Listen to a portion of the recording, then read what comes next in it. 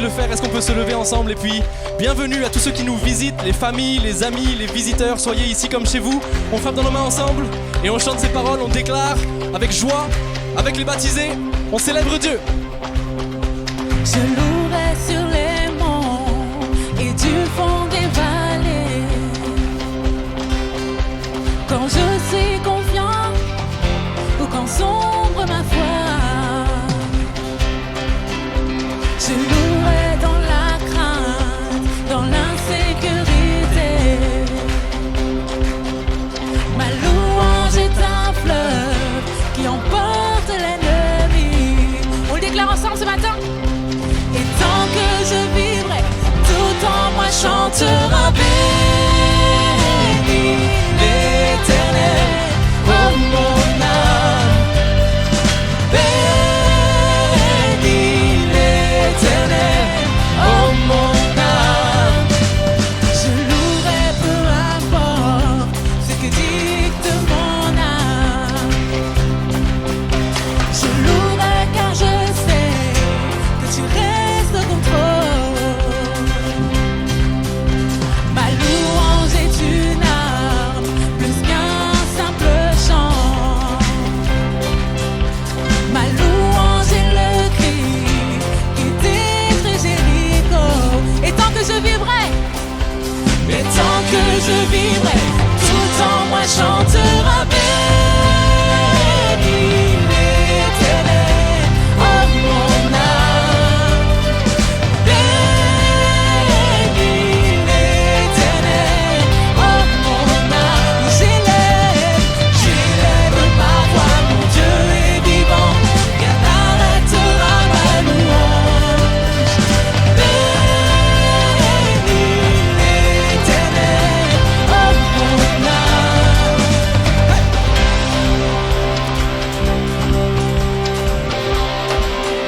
Bonjour à tous. Est-ce qu'il y a de la joie dans ce lieu ce matin? Nous sommes heureux parce que 8 personnes ont donné leur vie à Jésus et veulent en témoigner ce matin. Alors, j'aimerais qu'on les accueille. On les accueille bien fort. Les baptisés de ce jour, ils sont là.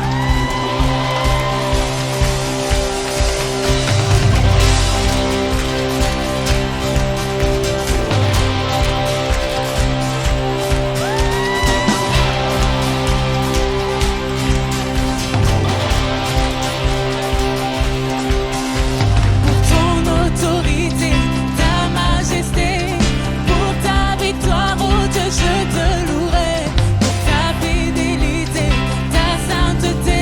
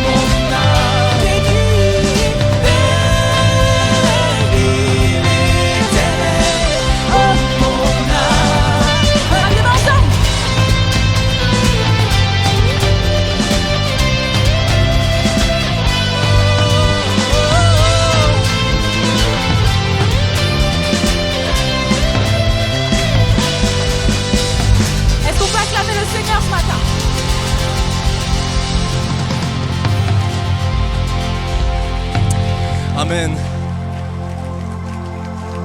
Vous êtes beaux les baptisés. On a hâte de vivre ce temps vraiment avec vous et l'Église Espoir et puis ceux qui nous visitent, on vous invite à chanter ce chant avec nous, avec eux en fait. Jésus, je te suivrai, dans la joie, dans la paix, dans la peine, dans la difficulté, qu'importe les circonstances. On y va ensemble, Jésus, je te suivrai.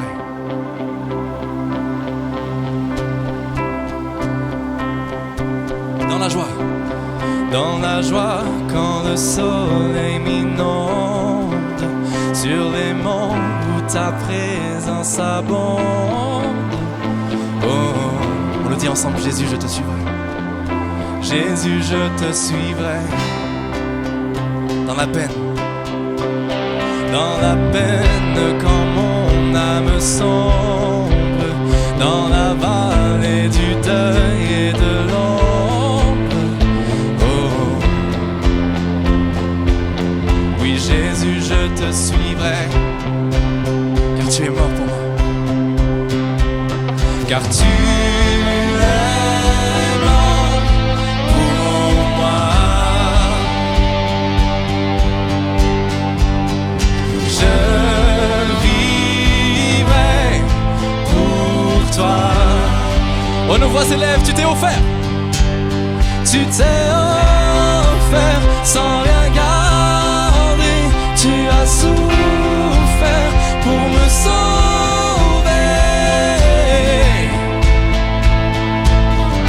Jésus, je te suivrai, je t'aimerai, je t'aimerai plus que la vie te servirait malgré le prix. Oh. Jésus, je te suivrai.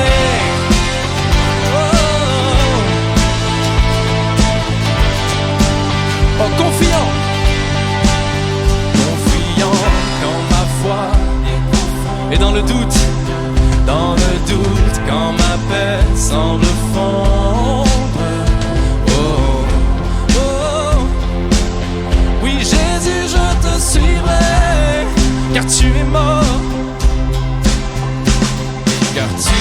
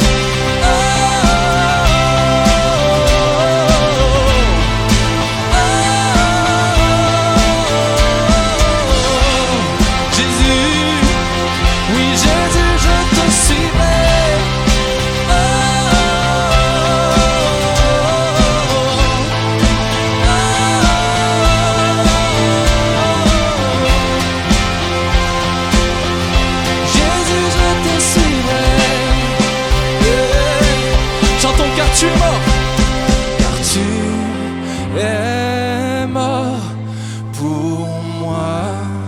Oh, dis-le ce matin avec les baptisés, je vivrai. Je vivrai pour toi, car tu es mort, car tu es mort pour moi. Oh, je vivrai pour toi.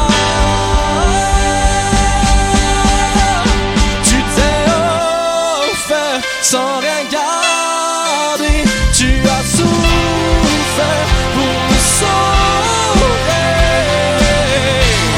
Oh.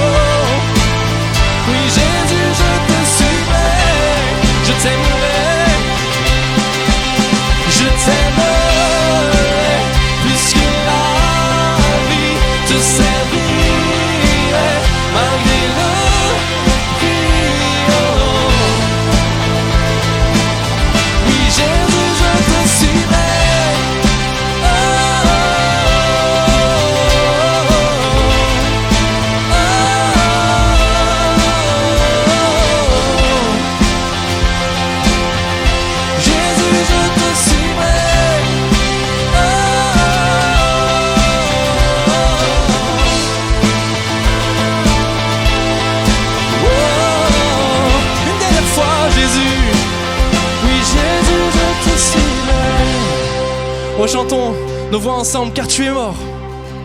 Car tu es mort pour moi. On reçoit nos vies ce matin en retour. Je vivrai pour toi. Tu t'es offert sans rien garder. Tu t'es offert sans rien garder. Tu as souffert pour me sauver.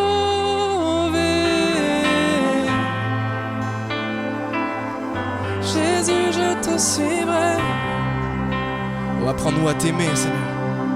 Je t'aimerai plus que la vie. Te servirai malgré le brio.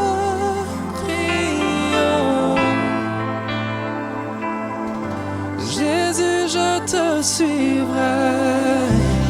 Oh, que tous ceux qui veulent suivre Jésus, comme nos baptisés ce matin, puissent l'acclamer et l'applaudir ce matin.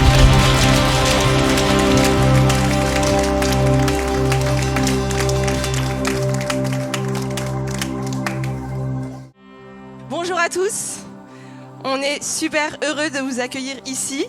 Je vous invite à vous asseoir, bien sûr. Alors pour nous, c'est un grand jour à l'Église Espoir, vous le savez. Vous avez vu la joie qui est sur le visage de chacun et chacune.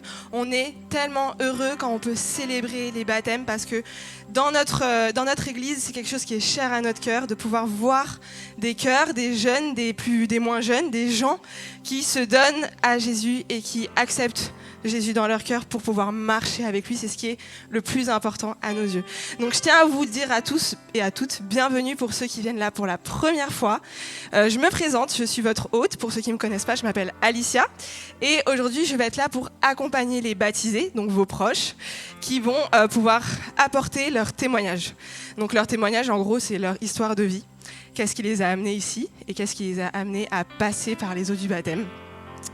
Donc sans plus tarder, on va commencer et je vais inviter la première, vous devez la connaître un petit peu si vous êtes de l'église. Il s'agit de Ambre Castellano, on peut tous l'applaudir. Donc il faut savoir que chacun des baptisés, on a vu ensemble leur histoire de vie. Et on a pu un peu la passer en revue pour qu'on puisse bien la porter. Ça leur tient vraiment à cœur de pouvoir vous apporter leur histoire. Alors, pour toi, Ambre, ton histoire, elle est très touchante. Tout commence à l'église, parce que toi, tu es née dans l'église, tu viens à l'église avec ta famille, tu as toujours connu le Seigneur et tu as toujours aimé le Seigneur. C'est quelque chose qui t'a été inculqué dès que tu as été toute petite. Oui. Sauf que voilà, un jour, on doit pouvoir vivre des choses pour s'approprier sa foi. Et c'est ce qui t'est arrivé. Vers l'âge de l'adolescence, notamment à 15 ans, tu as commencé à vivre des difficultés. Est-ce que tu peux nous raconter ? Alors oui, arrivé vers 14-15 ans, j'ai vécu une rupture familiale qui a été très compliquée pour moi à vivre et à gérer. Et du coup, très peu de temps après, je suis tombée en dépression pendant 1 an. Donc c'était une période vraiment sombre. Je me sentais au fond du trou. Il n'y avait plus rien qui me donnait envie de vivre, en fait. Et ça a été une année vraiment noire. Et j'essayais je savais, j'avais conscience que j'étais mal, que j'étais au fond du trou. Mais je me sentais hyper loin de Dieu, donc je me sentais pas... je sais pas comment dire... Tu sentais pas peut-être de t'approcher vers lui Voilà, c'est ça, je me sentais pas de m'approcher alors que je m'étais éloignée tout ce temps. Et donc je suis allée voir une psychologue, voilà, j'essayais d'entreprendre des choses pour aller mieux, sauf que c'était pas suffisant. Du coup, ma mère, elle a décidé de m'inscrire dans une colonie de vacances chrétienne. Colonie où visiblement il s'est passé quelque chose, parce que c'est un peu un point de bascule dans ton histoire. Ouais, c'est clairement ça. Tu racontes que avant d'y aller, tu avais vraiment tellement une attente envers le Seigneur que tu lui as posé un ultimatum. Ouais, c'est ça. Est-ce que tu veux nous dire un peu de quoi il s'agit ? En gros, j'ai dit à Dieu, c'était un peu culotté. En gros, je lui ai dit, ça fait longtemps que je t'ai pas prié, que j'ai pas parlé avec toi et je suis super loin de toi. Vraiment, je suis dans un désert spirituel, on va dire. Et en fait, j'ai envie d'aller mieux et je sais que ça passera par toi. Mais là, je vais aller en colo et je veux que tu me montres un signe comme quoi c'est bon et je vais reprendre ma vie avec toi. Et donc, je lui ai fait une prière particulière. Je lui ai demandé que pendant cette colo, ma meilleure amie, Léana, qui est dans la salle, donne sa vie à Jésus, donne son cœur à Jésus. Et donc, c'est ce qui s'est passé. En juillet, elle a donné son cœur à Jésus quelques jours... après le début de la colo. C'était assez fou. Et ça a clairement répondu à ma prière. Moi aussi, j'ai vécu des moments forts dans cette colo. Toutes les chaînes de la dépression, elles ont été tombées, brisées. J'ai été libérée. Et j'avais peur qu'en rentrant de cette colo, tout redevienne comme avant. Et non. Non, et alors par contre, tu racontes que tu rencontres encore un peu de Oui, bien difficultés et que tu étais dans l'attente de plus encore avec Dieu. Donc Oui. tu vis cette expérience super forte qui te rapproche fort du Seigneur. Tu vois que Dieu répond à tes prières, qui répond à cette attente de sortir de ce mal-être. Et tu cherches plus encore. Qu'est-ce que tu cherchais ? Alors moi, je suis quelqu'un de très perfectionniste dans la vie. Genre, je monte les échelons, je fais que ça. Et donc, c'est pareil dans ma vie spirituelle. Donc, moi, je me suis dit, ok, là, j'ai retrouvé une relation avec Dieu, mais c'est pas assez.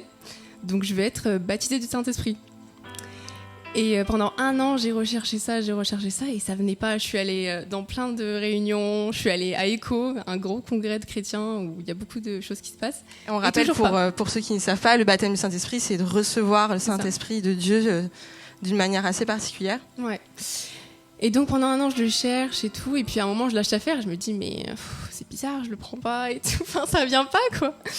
Et au moment où je lâche tout. C'est en juin dernier, donc ça fait plus d'1 an.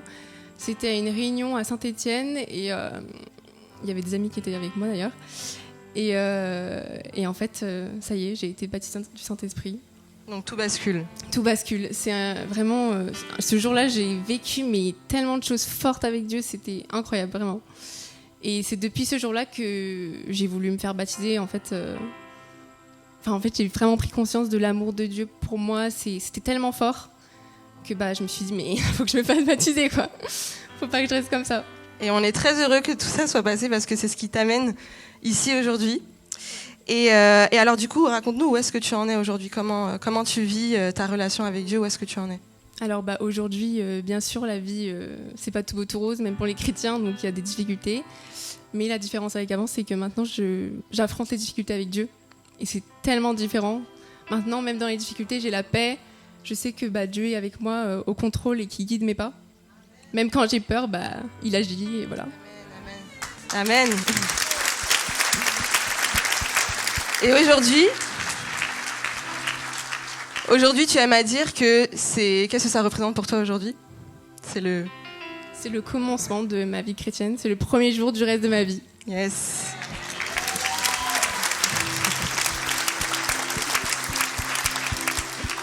Eh bien, très bien, Ambre. Merci d'avoir eu le courage de nous partager tout ça. Merci à toi. Et sur ta confession de foi, ton histoire, ton témoignage, aujourd'hui, alors tu vas passer par les eaux du baptême, on va te baptiser au nom du Père, du Fils et du Saint-Esprit. Amen.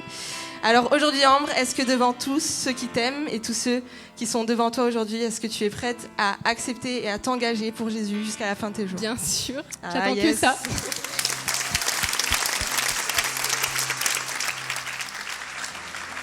Merci à Ambre. Maintenant, je vais inviter Raïssa à me rejoindre. On Oui. peut tous applaudir Raïssa, l'encourager.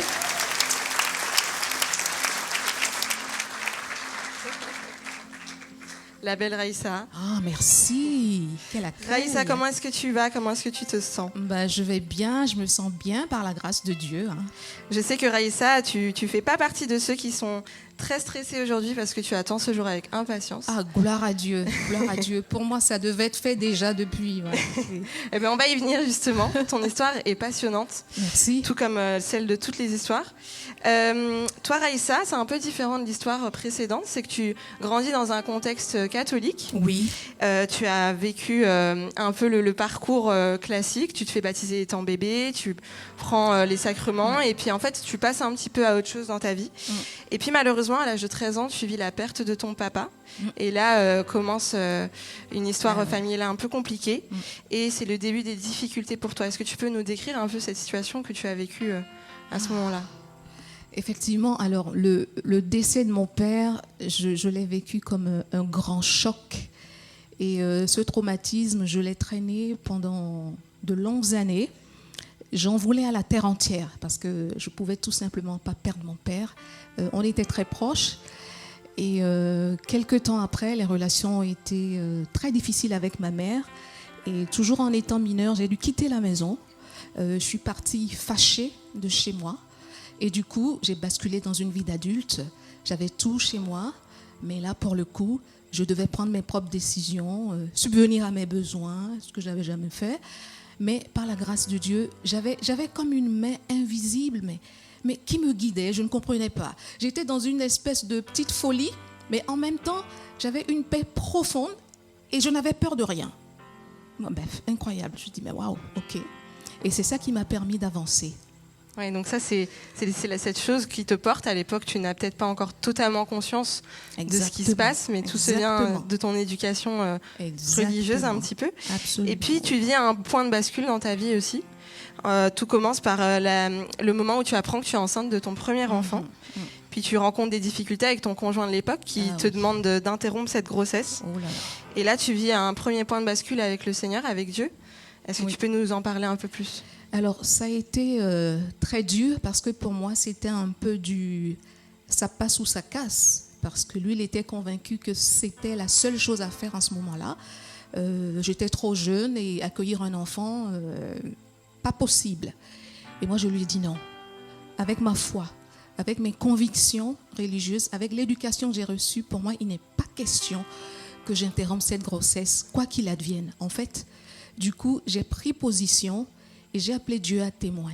Et à partir de ce moment-là, et sans même avoir fait une prière particulière, mais c'est comme si, au fond de mon cœur, j'avais pris position, j'avais fait un pacte avec Dieu par rapport à cet enfant. Et bizarrement, vous savez, cet enfant, je ne lui ai jamais parlé de ça, mais quand je vois la place que Dieu occupe dans sa vie, je dis, mais il s'est passé quoi ? C'est waouh, c'est-à-dire que c'est un passionné de Dieu. Et là, du coup, je me dis, ouais, ok, je comprends. Donc, c'est un peu une histoire comme Anne et Samuel dans la Bible, quoi. Je dis, mais ce garçon, mais je l'ai consacré au Seigneur tout naturellement. Voilà. Et il appartient à Dieu. Et il appartient à Dieu. Amen. Voilà. Et entre-temps, alors, tu commences à cheminer petit à petit. Dieu fait son chemin en toi. Tu apprends notamment à avancer avec ta famille, à pardonner à ta maman. Oui. Et tu vis des choses encore plus fortes, malgré le fait que tu me racontais que tu avais beaucoup de temps pris par ton travail. Oui. Tu cherchais à connaître plus Dieu, mais en même temps, ça demandait de faire des choix. Oui. Et alors, comment ça se passe après ?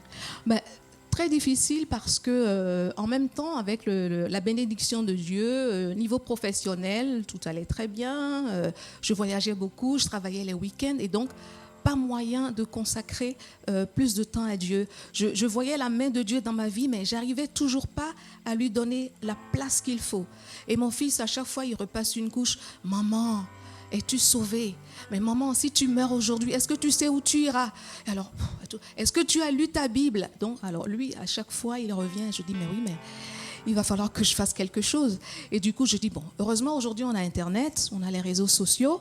Et j'ai commencé à parcourir, à écouter des prédicateurs, des prêches en ligne. Et à force de les écouter, ça m'a rapproché de ma Bible parce qu'ils faisaient toujours des liens entre des passages, des versets bibliques. Et quand je finis d'écouter, je prends ma Bible, j'essaye de méditer un peu sur certains passages qui m'ont touchée. Et c'est comme ça que j'ai renoué tout doucement. Et j'essaye de grandir dans les fruits de l'esprit. J'ai pardonné à ma maman, j'ai pardonné à mon conjoint, au père de mon enfant. Et j'essaye maintenant de vivre, c'est-à-dire le pardon, c'est ma force. C'est-à-dire moi, je lâche prise à tous les coups. Voilà, je pardonne. Tu as beaucoup de leçons à nous donner, je pense. Oh. C'est super. Le pardon m'apaise en fait. Ouais. Oui. C'est ça que fait l'œuvre de Dieu dans le cœur des gens. Gloire à Dieu. Amen. Et du coup, alors, qu'est-ce que ça symbolise pour toi aujourd'hui, ce grand jour, ce baptême, ce beau jacuzzi là ? Oh, c'est si merveilleux. Hein. J'aimerais passer toute la journée dedans, moi, toute seule. Mais le problème, en fait, c'est que moi, j'ai toujours buté sur un truc. Depuis le catéchisme, j'ai ce verset-là qui tourne en boucle en moi. Un seul Seigneur, une seule foi, un seul baptême, un seul Dieu et Père. Et du coup, quand les églises, les pentecôtistes et tout ça, je dis, il faut se baptiser de nouveau, il faut faire le baptême par immersion. Je dis, mais c'est quoi cette histoire ? Mais je suis baptisée, pour moi, ça c'est réglé. C'est quoi cette affaire-là ? C'est une nouvelle trouvaille. Et je discute avec mon fils, les pasteurs, je les écoute et tout ça. Mais je suis restée bloquée. Je dis, non, ça c'est fait, pour moi c'est fait. Et le doute est resté jusqu'au moment où je suis arrivée. Et d'ailleurs, je bénis le Seigneur pour avoir rencontré Madame Carouche, Catalina, qui m'a parlé la toute première fois de cette église. C'était l'année dernière, en début d'année dernière. Mais j'ai toujours résisté. Problème de transport les dimanches, patati patata, tu parles. Et finalement, je suis arrivée. Et alors, tu rencontres le pasteur Mercioni. Et le pasteur Mercioni, on échange. Et au détour de ces échanges, je dis, mais pasteur, cette histoire de baptême, enfin, c'est quoi ça? Je dis, mais non, mais Raïssa, ce baptême n'est pas optionnel. Le Christ nous le demande. Ça s'inscrit dans l'obéissance. Alors, je dis, mais j'ai beau échanger avec plusieurs personnes. Je crois que ce jour-là, le Seigneur a mis dans sa bouche les mots qui pouvaient créer le déclic en moi. Mais tout d'un coup, enfin, c'est comme s'il y a un voile que je dis, mais pourquoi mais pourquoi je ne suis pas baptisée? Mais pourquoi je ne l'ai pas fait? Mais il faut que je me baptise, il faut que je sois baptisée. Pourquoi je ne l'ai l'ai pas fait plus tôt? Mais pourquoi je ne l'ai pas fait plus tôt? Parce que si c'est l'obéissance au Seigneur, mais c'est tout ce que moi je désire le plus dans ma vie. Amen. Voilà. Donc c'est ton grand jour aujourd'hui. C'est mon grand jour. Voilà. Eh bien, Raïssa, sur ce grand enthousiasme qu'on voit dans ton cœur, nous allons te baptiser aujourd'hui au nom du Père, du Fils et du Saint-Esprit selon la parole. Alléluia. Est-ce que tu veux bien aujourd'hui, Alléluia, publiquement, témoigner de ton engagement envers le Seigneur Jésus jusqu'à la fin de tes jours? Oui, Seigneur, je te suivrai. Merci beaucoup, Raïssa. Merci à vous. Et maintenant, je vais recevoir Amandine avec moi.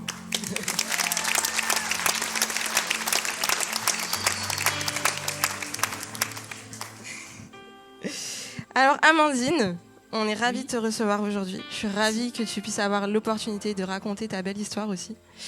Amandine, toi, tu grandis aussi à l'église. Depuis que tu es toute petite, tu te racontes que tu as toujours aimé Dieu. C'est quelque chose qu'on t'a toujours inculqué et tu as grandi avec ça. Et puis, un peu comme nous tous, à un moment, tu poses des questions, tu grandis, tu es face à tes questions et tu décides décider de vivre un peu plus ta vie à toi et de mettre Dieu de côté durant ton adolescence. Et alors, du coup, dans ton adolescence, il commence à se passer plein de choses. Est-ce que tu veux bien nous raconter ? Oui, alors du coup, j'ai grandi dans une famille chrétienne, évidemment. Donc, les valeurs chrétiennes m'ont été inculquées dès petite. Et en fait, pendant ma jeunesse, voulant vivre ma vie comme moi je voulais, je me suis du coup éloignée de Dieu pendant plusieurs années. Et voilà, pour mon adolescence, je me suis éloignée de Dieu toute mon adolescence, du coup. Et alors, à ce moment-là, tu racontes que comme tout le monde aujourd'hui, tu te balades sur ton téléphone et tu te balades sur les réseaux sociaux et tu fais des trouvailles. Oui, alors du coup, pour moi, le fait de vivre selon les voies de Dieu, c'était vraiment plus tard. Je me disais quand je serai grande, voilà.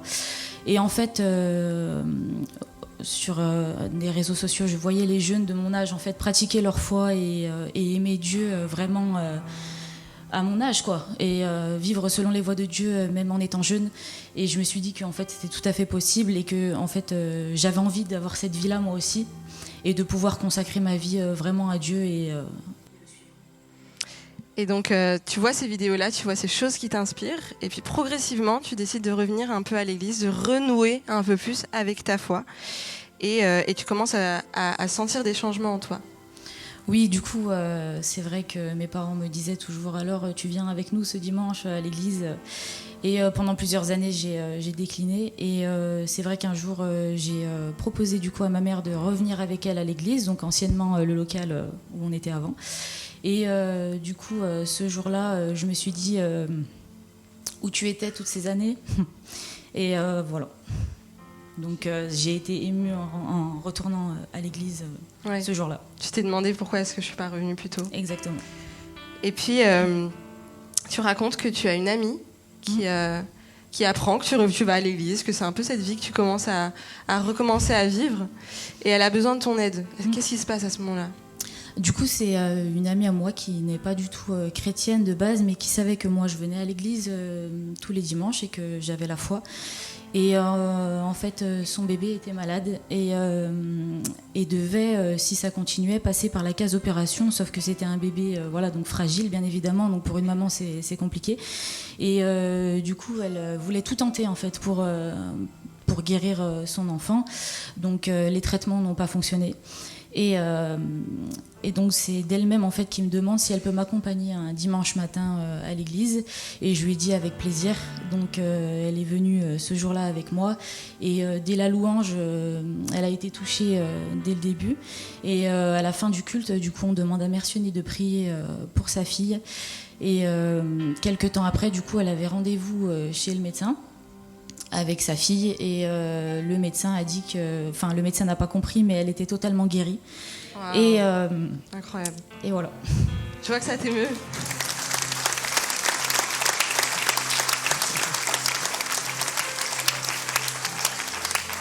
Ça t'émeut, je le sais, parce que c'est un moment qui est fort pour toi. C'est sûr, c'est un moment fort pour ton ami et pour son bébé, mais c'est aussi un moment fort pour toi dans ta foi, parce que tu vois que Dieu opère les guérisons. Tu vois que tout ce que tu as entendu, tout ce que tu as lu est quelque chose de réel.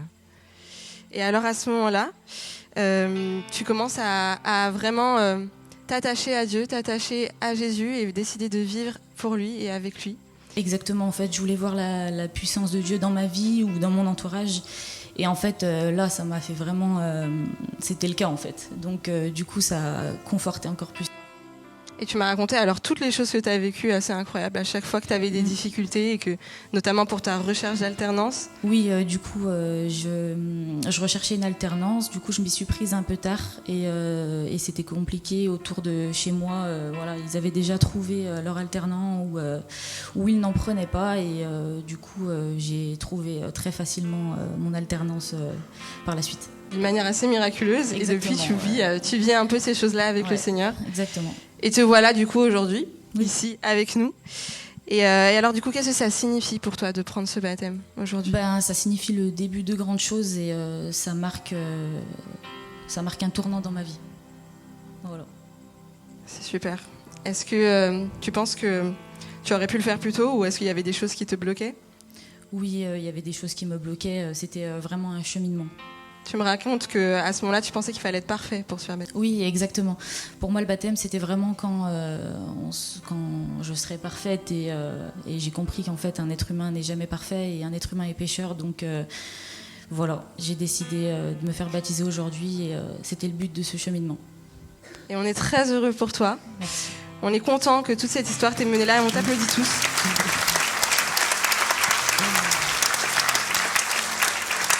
Eh bien, Amandine, sur ta confession de foi, avec ton cœur rempli d'amour, je le vois, on va te baptiser aujourd'hui au nom du Père, du Fils et du Saint-Esprit. Est-ce que tu es prête à t'engager, tenir la main de Jésus jusqu'à la fin de tes jours et plus jamais la lâcher? Évidemment.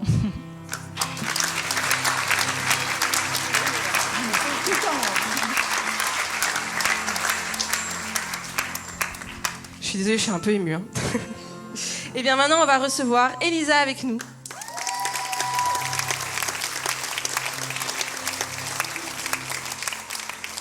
Elisa qui a beaucoup de monde qui est venu la voir aujourd'hui. Mais c'est ce qui va te porter, c'est ce qui va t'encourager. Alors Elisa, toi on le voit un peu, les gens qui t'entourent, c'est ta famille, c'est tes gens qui t'ont aussi inculqué les valeurs de Dieu, qui t'ont aussi inculqué, qui ont essayé de t'enseigner dans la foi. Et c'est comme ça que tu as grandi.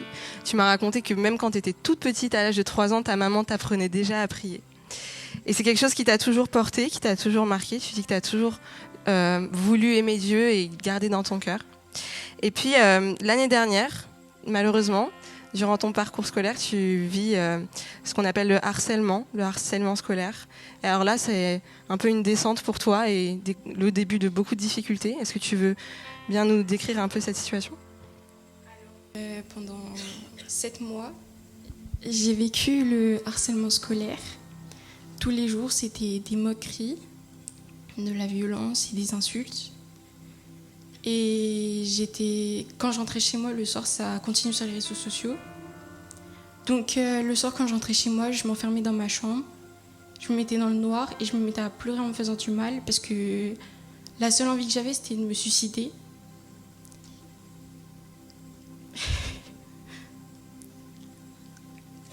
On peut encourager Lisa ?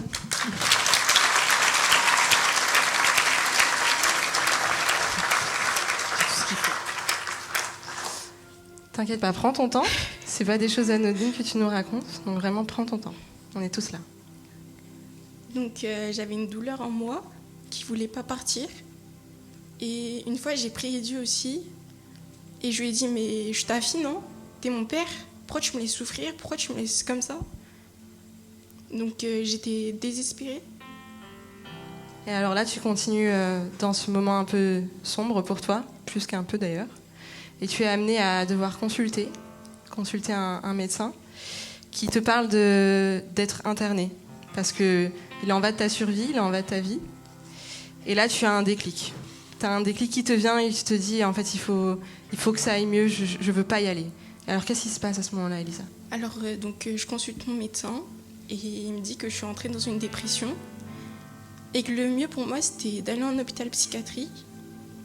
Et donc, je voulais pas du tout. Et je me suis dit, je vais quand même prier. Et avant de prier, je me suis rappelé une petite phrase que ma maman me disait souvent, c'est que seul Dieu guérit. Et après ça, je me suis mise à prier. Je m'arrêtais pas de prier. Je continuais. Et quelques jours après, j'ai revu mon médecin. Et il m'a dit que c'était pas du tout nécessaire d'aller en hôpital psychiatrique puisque j'allais m'en sortir. Tu commençais à montrer des signes que ça allait déjà mieux. Oui. Donc en fait, quand tu as pris ce temps pour prier, tu as vécu quelque chose avec Dieu ? Quand je priais, j'avais un peu de colère quand même. Mm-hmm. Mais après, quand il m'a dit ça, je me sentais mieux, beaucoup mieux. Tu as senti qu'il y avait un peu d'espoir. Oui. Et puis alors, à ce moment-là, tu commences à voir les choses un peu basculer dans ta vie. Notamment, tu changes d'établissement et les choses commencent à aller un peu mieux. Et puis, à un moment, avec la jeunesse de l'église, tu es amenée à aller dans un événement pour les jeunes, à Move. Et alors, qu'est-ce qui se passe à ce moment-là, Lisa ? J'ai fait un atelier avec un pasteur. Et il a fait un appel pour les personnes qui voulaient être baptisées du Saint-Esprit. Et je me suis pas contrôlée, je me suis sentie poussée vers l'avant. Et donc j'ai avancé vers le pasteur. Il y a une personne qui a commencé à prier pour moi. Mais au début, j'acceptais pas. Mon corps, il voulait pas prendre sa prière. Puis après, le pasteur, il est venu vers moi. Et ils ont commencé tous les deux à prier. Et j'ai fermé les yeux. Et quand j'ai ouvert les yeux, j'ai vu que j'étais à genoux. Et que le Saint-Esprit a fait son effet. La présence de Dieu t'avait envahi. Amen. On peut applaudir.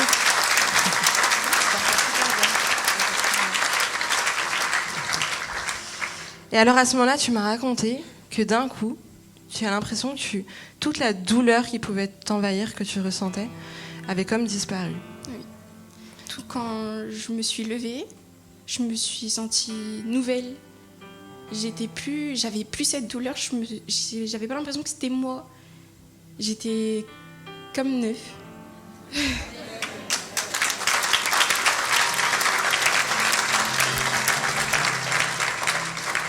Et alors après avoir vécu cette expérience assez forte, tu es ici aujourd'hui.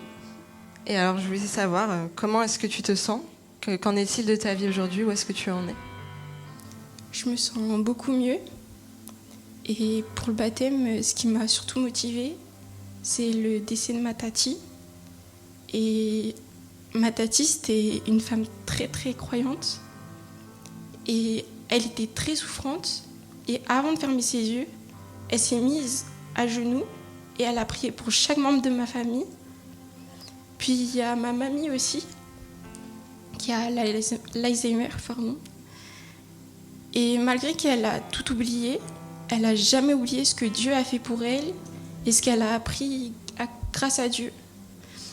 Donc c'est surtout ça qui m'a motivée et je me suis dit, moi aussi je veux suivre Jésus, je veux le suivre, je veux l'avoir dans ma vie et ça pour toujours.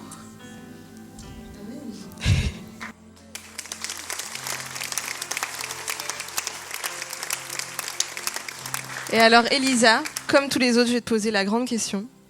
Alors qu'on va te baptiser aujourd'hui au nom du Père, du Fils et du Saint-Esprit, est-ce que tu acceptes de suivre Jésus, de t'engager pour lui tous les jours jusqu'à la fin de ta vie? Carrément.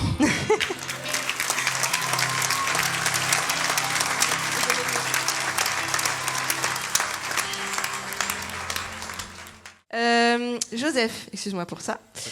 Joseph, toi aussi, normalement, une bonne moitié de l'église te connaît. Oui. Une bonne moitié de l'église sait qui tu es. Donc, en effet, tu as grandi ici, tu as grandi dans les bancs de l'église, ta famille qui vient ici longtemps. Tout le monde. Vas-y, teste. Ça marche? Ça marche. Nickel. On n'est pas doués avec les micros tous les deux, donc on va s'en sortir. Et donc voilà, donc toi, ton histoire, c'est ça, c'est que tu grandis dans une famille qui t'aide à connaître Jésus, à aimer Jésus. Et puis à un moment donné, tu me racontes qu'à l'âge de 14 ans, tu décides de tout lâcher, un peu comme pour vivre ta vie et décider de faire tes choix. Est-ce que tu veux bien nous décrire un peu cette situation que tu as vécue? Oui, à l'âge de 14 ans, j'arrête tout. J'arrête de prier, j'arrête d'aller à l'église.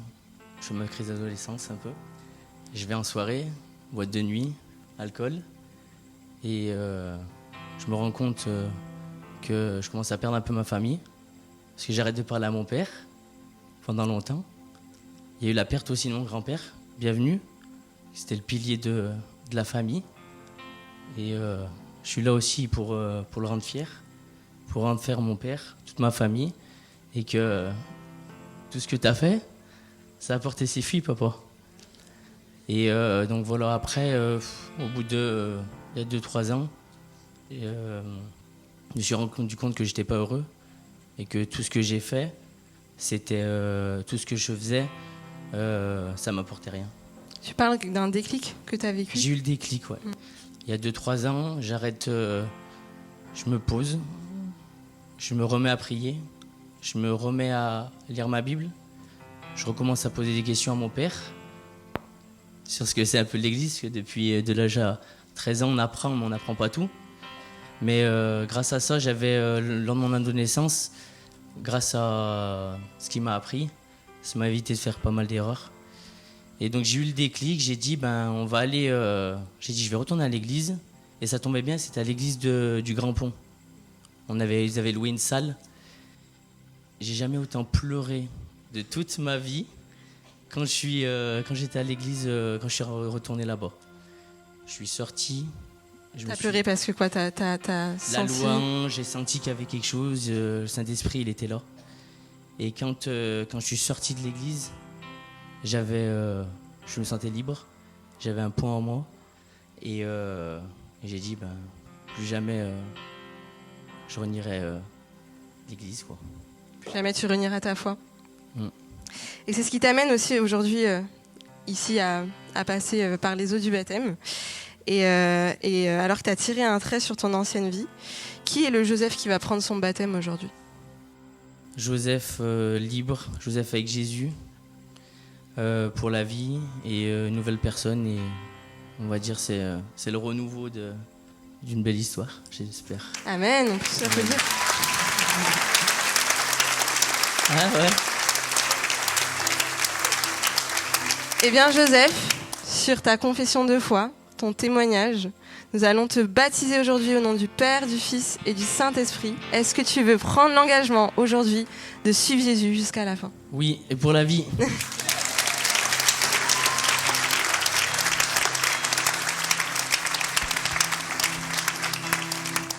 Eh bien maintenant, je vais accueillir Lucas avec moi.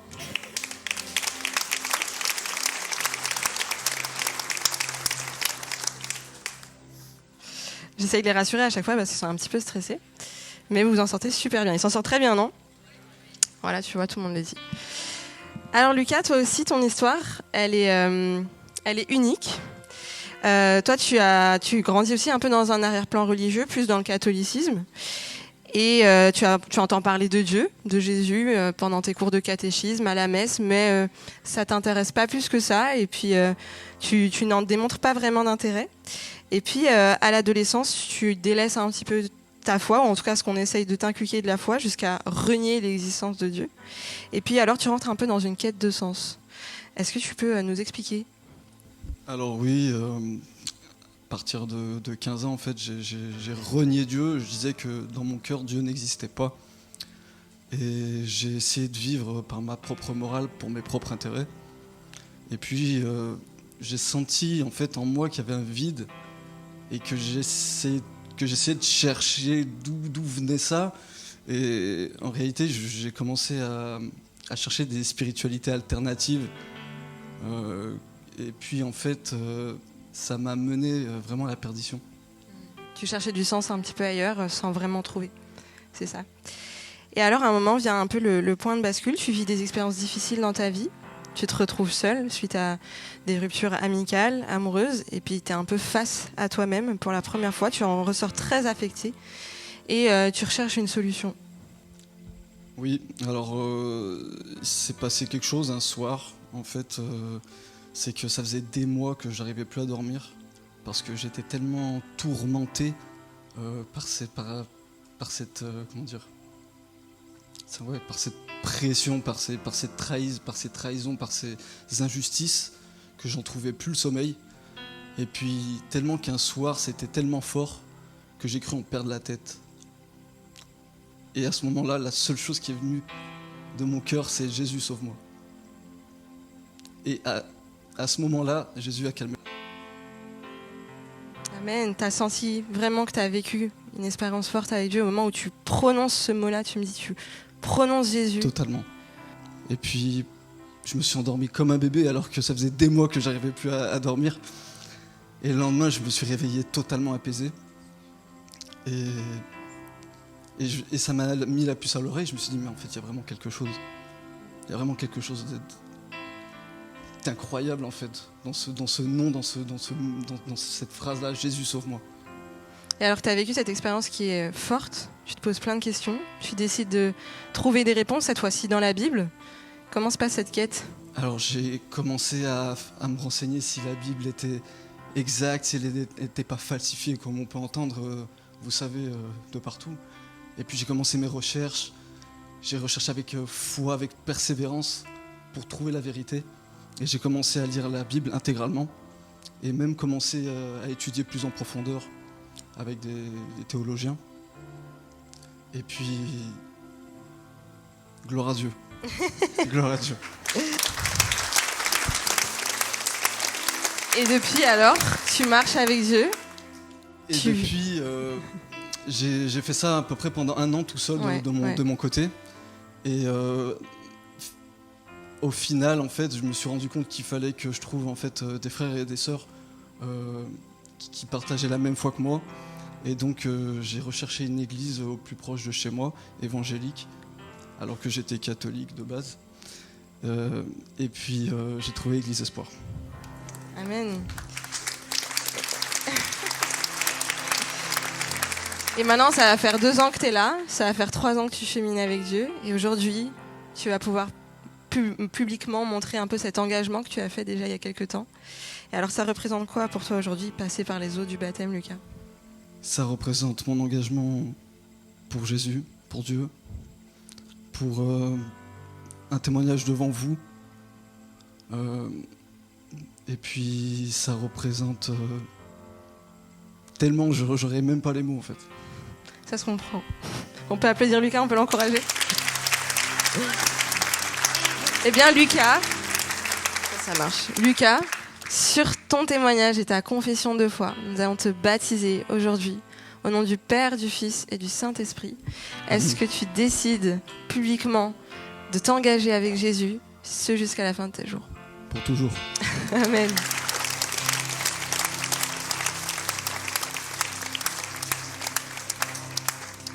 Et mon avant-dernier invité sera Corentin. Est-ce que tu peux me rejoindre, s'il te plaît ?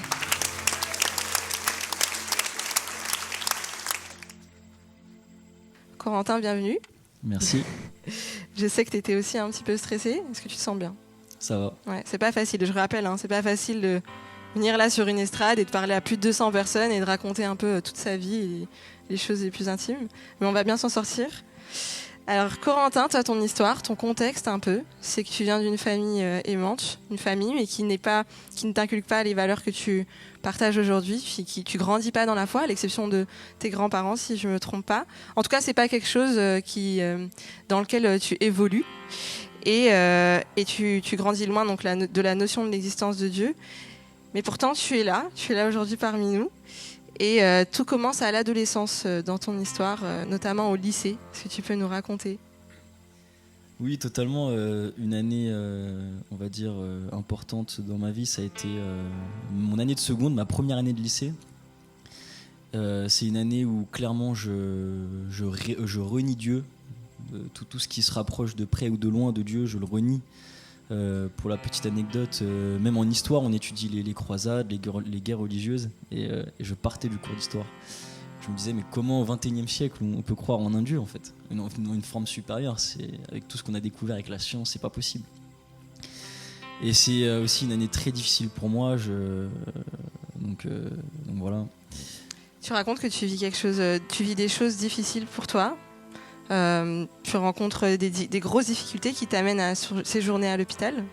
Et alors, à ce moment-là, tu vis quelque chose de fort. Est-ce que tu veux nous le décrire un petit peu ? Oui, c'est sur mon lit d'hôpital que j'ai une vision. Mes 5 sens se mettent en éveil et clairement, à ce moment-là, Dieu me dit « Ok, c'est le moment de venir à moi. Lis la Bible, clairement. » Donc, je sors de l'hôpital et la première chose que je fais, c'est d'acheter et de lire la Bible. Donc c'est un moment de pur bonheur parce qu'à chaque fois que je lisais, je pleurais de joie, clairement. C'est ce qui m'a guéri. Amen. Et donc, on peut applaudir, en effet, on m'entend. Donc toi, c'est assez fou parce que tu vis cette expérience complètement, comme on peut le dire, surnaturelle avec Dieu. Dieu vient te visiter, vient te voir. Tu es amené à, comme tu l'as bien dit, lire ta Bible, découvrir des nouvelles choses. Et à partir de ce moment-là, qu'est-ce qui se passe ? Qu'est-ce qui se passe entre ce moment-là et aujourd'hui ? Alors, je lis la Bible dans mon coin et arrive un moment où je me sens un peu seul dans ma foi. J'ai aucun ami croyant, pratiquant, personne à qui vraiment parler dans ma famille.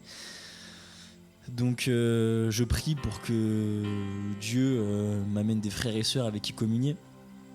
Et je fais la rencontre d'une personne qui m'emmène à l'église, à Annecy, à Cran-Gevrier, pour être plus précis. Et c'est là où du coup je rencontre notamment du coup mon témoin. Ton témoin qui est là, Neftali, dans le coin. Et c'est là où je commence à vivre, à m'introduire dans la vie chrétienne. Et à t'engager plus sérieusement dans ta foi. Exactement, donc jusqu'à aujourd'hui. Et alors du coup, pourquoi est-ce que tu prends ton baptême aujourd'hui, Corentin ?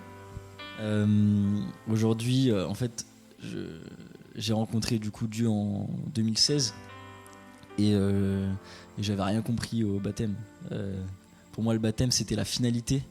C'était quand on se sentait au plus proche de Jésus, que l'on se baptisait, qu'on était parfait, qu'on se sentait parfait. Mais ça n'existe pas. Et en fait, en réalité, c'est le commencement. Donc aujourd'hui, pour moi, c'est le commencement. Voilà.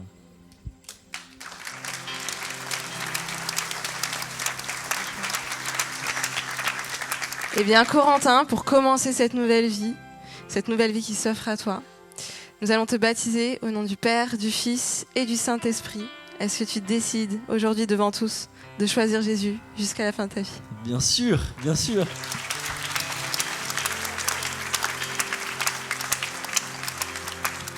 On peut applaudir Jamel qui va venir me voir.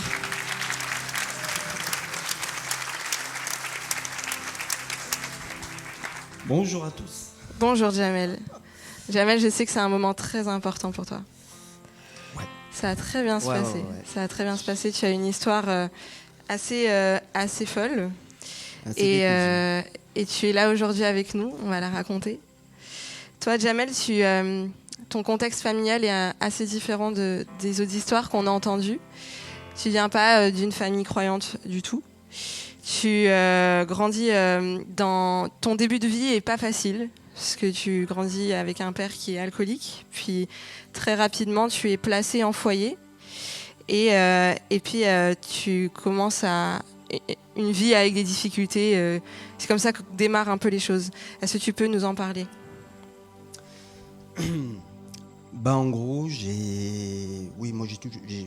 à partir de 5 ans, j'ai été placé jusqu'à mes 16 ans. Donc, vous voyez, en foyer, en institution. J'ai jamais connu tout ce qui était amour maternel, amour paternel. C'est quelque chose qui n'existe pas chez moi, en fait, qui n'a jamais existé. Et en fait, je me suis fait tout seul, quoi. Je me suis fait tout seul. Et alors, le fait de te faire tout seul, tu racontes qu'à un moment, tu passes par la rue et les choix qui s'offrent à toi, et progressivement, tu commences à sombrer dans des addictions. Quand j'ai quitté, quand je me suis retrouvé, j'ai été émancipé, donc j'ai été majeur à 16 ans. Et donc je me suis retrouvé face à mes obligations. Puis à 16 ans, tu es trop jeune, quoi. Donc j'ai essayé de bosser à droite à gauche, ça n'a pas marché. Et puis donc voilà, je me suis retrouvé à la rue. Et en fait, ce qui me manquait, c'était la structure, la collectivité qui me manquait, en fait. J'étais incapable de vivre seul. Et j'ai retrouvé ça à l'armée. C'est pour ça que ça a été la nature de mon engagement. C'était retrouver une famille. Et je l'ai retrouvé à l'armée. Mais avant ça, tu racontes que tu as construit ta propre famille ? Tu as eu des enfants, tu t'es marié ? En tout cas, tu as eu une conjointe ? Je me suis marié quand j'étais militaire. Quand tu étais à l'armée, oui, voilà. Ouais. Et puis progressivement, tu perds un peu tout. Eh bien, suite à l'armée, il m'est arrivé un événement. Et à partir de ce moment-là, en fait, la valeur de la vie m'a énormément questionné. Tu racontes qu'un jour, tu ressens un appel, quelque chose de fort. Tu parles même d'une force presque magnétique. Oui, parce que en fait, j'étais parti. Bon, le truc classique, hein, l'alcool, les pires addictions. Hein. Et puis un jour, qu'on est seul, qu'on n'a personne, on ne sait pas qui parler. Et puis, je l'explique pas. Je me suis mis à parler. En fait, j'ai levé ma tête et j'ai commencé à livrer ma vie, mais je savais à qui je parlais. Je savais que je parlais à quelqu'un. Voilà. Et j'attendais pas une réponse. Et je savais que mes paroles, je les imaginais s'envoler. Je me dis, il y a quelque chose qui va les attraper et voilà. Et un jour, tu croises le chemin d'un de tes voisins à qui tu voulais rendre service à la base. Ton voisin qui est aussi ton témoin de baptême, qui est dans la pièce, mais qui veut rester discret apparemment. Oui, qui est discret. En tout cas, tu le croises et à un moment, il t'invite, il te parle de Dieu et il te dit « Et si tu venais dans mon église ?» C'est ça, un jour je rends service et bon, quand je rends service, j'aime pas avoir de retour. Et puis, petit à petit, on a été amené à parler de religion. Et je lui avais dit que je fréquentais l'église catholique et c'est lui qui m'a amené jusqu'ici. Voilà. Et alors, tu es venu pour la première fois à l'église, mais je sais que tu as vécu quelque chose de très fort, un moment très très particulier pour toi. Ouais. Quand je suis arrivé ici, ça a été j'ai senti un relâchement total de ma vie. J'ai ressenti une chaleur. De la bienveillance et un apaisement vraiment quelque chose de profond, vraiment une chaleur. Et j'ai le sentiment de retrouver cet esprit de collectivité que j'avais perdu. Et je me suis senti à ma place tout de suite. Ouais, tu m'as parlé d'une paix intérieure en toi. C'est ça. Et je suis ressorti apaisé. Ouais. C'est ça. Et alors après, quand tu rentres chez toi, il se passe quelque chose d'assez fou. Dans la même journée,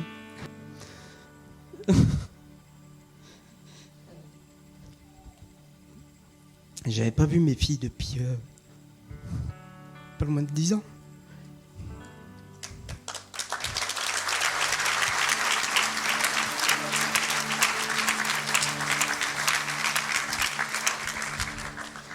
Et j'ai reçu une vidéo de mon ex-femme qui m'envoie une photo de ma fille au piano en train de jouer un Alléluia. Et là, ma vie est repartie en fait. Mais je dis, elle est pas... Il y a encore des choses à faire. Il y a encore des choses à faire et j'ai quelqu'un maintenant que... Jésus va... Voilà, c'est lui qui va qui me met sur le bon chemin. Et maintenant, j'ai accepté de voir qu'il me donne un chemin à suivre. Amen. Et alors, aujourd'hui, où est-ce que tu en es dans toutes ces relations? Où est-ce que tu en es dans ta foi? Où est-ce que tu en es avec Dieu? Et bien maintenant, aujourd'hui, tout ça, c'est du passé. J'ai écrit une nouvelle page de ma vie. Maintenant, je suis plus seul. J'ai un père. J'ai un père à qui me confier. J'ai des enseignements à suivre de quelqu'un qui me trahira jamais, de fiable, qui me jugera jamais. Ouais. Amen. Merci. Eh bien, Jamel, sur ta confession de foi, nous te baptisons aujourd'hui au nom du Père, du Fils et du Saint-Esprit. Est-ce que tu décides publiquement de témoigner de ton engagement envers Jésus? Devant tout le monde, oui, je le veux. Merci.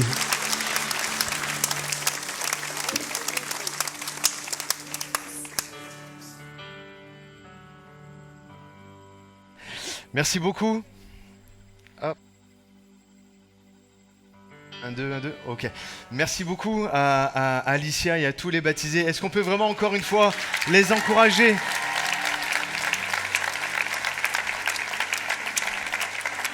Quel témoignage, les amis! Quel témoignage! Je vois plein de yeux rouges. Et c'est vraiment beau de voir que Dieu agit encore. Et vous vous rendez compte, à tous ceux qui disent Dieu n'agit pas, Dieu ne fait plus rien, Dieu c'est loin, Dieu c'est quelque chose de dépassé. Vous avez 8 preuves vivantes ici dans ce lieu que Dieu agit encore, qu'il répond aux besoins, qu'il restaure l'homme dans sa dignité. Est-ce que vous êtes d'accord avec ça? On peut lui donner la gloire à lui. On peut lui donner la gloire. J'aimerais juste, avant de laisser la place pour qu'ils prennent le baptême, juste parce que c'est tellement important, vous posez peut-être plusieurs ici, il y en a, ils se posent la question, mais comment ça se fait? Moi, dans mon inconscient ou dans mon histoire de vie, j'ai toujours vu que c'était des enfants qui prenaient leur baptême. Là, comment ça se fait que c'est des adultes? Comment ça se fait même qu'ils vont plonger en fait entièrement? Eh bien, en fait, la réponse est toute simple. C'est parce que nous suivons littéralement ce que dit la Bible. Et la Bible nous dit bien que c'est une personne en maturité qui comprend vraiment ce qu'elle est en train de faire, qui peut prendre son baptême. L'apôtre Pierre dit que le baptême est un engagement de bonne conscience. C'est prendre un engagement. Donc on comprend que ce sont que des personnes matures qui peuvent prendre en fait cet engagement. Et comme on l'a entendu tout à l'heure, et c'est vraiment aussi... En revenant sur le baptême, c'est ce que Jésus en fait a enseigné et lui-même pour donner l'exemple s'est fait baptiser par Jean-Baptiste. Et le baptême, comme disait Raïssa, et je me souviens très bien de la discussion qu'on a eue ensemble, n'est pas quelque chose d'optionnel. Lorsqu'on comprend l'amour de Jésus, lorsqu'on comprend tout ce qu'il a fait pour nous, eh bien, nous voulons répondre à son commandement, allez, faites de toutes les nations des disciples, et en les baptisant au nom du Père, du Fils et du Saint-Esprit. Donc, on comprend que le baptême n'est pas quelque chose d'optionnel, mais qu'il faut, à toutes les personnes qui ont accepté Jésus, eh bien, il faut passer par les eaux du baptême. Nous comprenons que le baptême ne sauve pas, mais il témoigne que tu es sauvé. Et c'est ce qu'ils ont fait, ces 8 personnes. Ils témoignent que maintenant, eh bien, ils sont sauvés. Le baptême illustre que tu n'es plus submergé par le péché et par la mort, mais que tu es émergé à une vie nouvelle. Et on l'entend, hein, à tellement de témoignages, on l'a entendu, maintenant c'est une page nouvelle qui se tourne, maintenant c'est une vie nouvelle en fait qui s'ouvre devant moi. Et à chaque fois que, c'est pour ça que c'est plus submergé, mais c'est immergé à quelque chose de nouveau. Et c'est ça que, littéralement, le baptême, ça veut dire ça.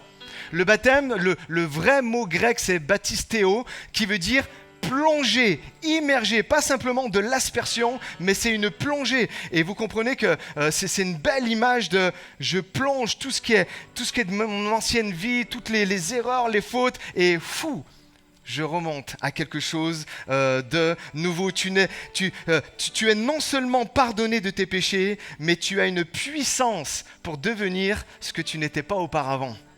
C'est tellement fort, c'est tellement beau. Le baptême n'est pas, et je crois que c'est... il me semble que c'est toi, Corentin, qui disait le baptême n'est pas le couronnement, mais le commencement de la vie chrétienne.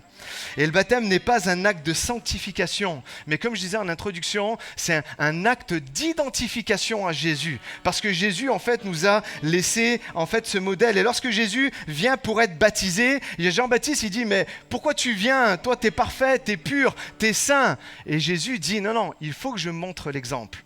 Pour que chaque personne qui veut me suivre, chaque personne qui veut renaître à quelque chose de bon, eh bien, puisse le faire. Alors que Jésus disait, alors que je vais porter les péchés de toute l'humanité, les péchés passés, présents et futurs sur la croix du Calvaire, eh bien, je vais montrer un modèle à chaque être humain qui va pouvoir s'identifier dans cet acte-là, un acte de résurrection. Et vous savez ce qui s'est passé lorsque Jésus est passé par les eaux du baptême? La voix de Dieu, elle s'est fait entendre. Et il est dit dans la Bible, voici mon fils bien-aimé en qui j'ai mis toute mon affection. Et Jésus dit en fait, par cet acte, ça ne sera pas seulement de moi qu'il parle, mon fils en qui j'ai mis toute mon affection, mais je vais parler de Jamel, je parle de Corentin, je parle de Lucas, de Joseph, d'Elisa, d'Amandine, de Raïssa, d'Ambre. C'est voici mes fils et mes filles en qui j'ai mis toute mon affection. Oh les amis, est-ce qu'on peut donner gloire à Dieu et lui dire merci, merci pour cet amour qu'il a. Alors que j'invite l'équipe de louange à venir, on va procéder au baptême et je vais demander aux personnes qui vont baptiser, je vais demander à Dédé qui est un ancien dans l'église et je vais demander à Dany qui est le responsable, un jeune dans l'église et qui est responsable de la jeunesse dans l'église de venir pour pouvoir baptiser nos bien-aimés. Et pendant ce temps, on va chanter, on va donner la gloire à Dieu. Alors on accueille Ambre.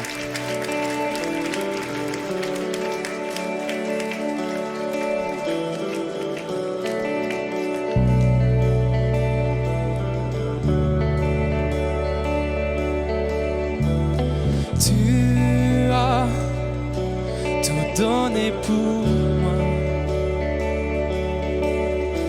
portant tous mes péchés à la croix. Ta grâce a dissous ma honte dans l'océan de ton amour sans fin. Oh, de tout mon cœur, de tout mon cœur, j'offre tout, Seigneur. Trouvé en Christ, je vis en son amour à jamais. De tout mon être, par sa grâce, je viens. La plus belle histoire d'amour est en toi, mon sauveur.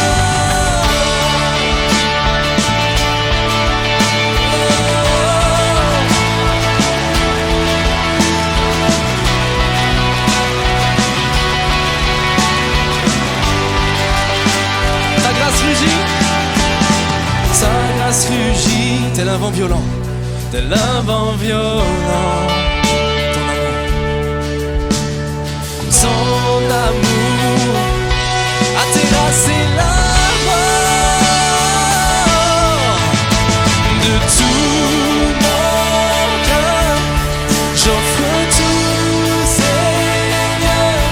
Trouvé en Christ, je vis en son amour à jamais. De tout mon être, par ta grâce, je viens. La plus belle histoire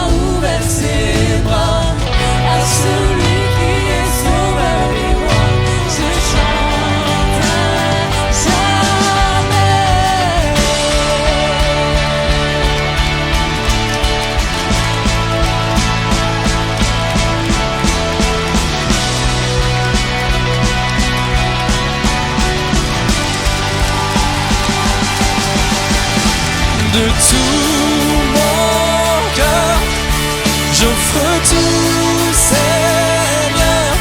Trouvé en Christ, je vis en ton amour à jamais. De tout mon être, par sa grâce, je viens. La plus belle histoire d'amour est en toi.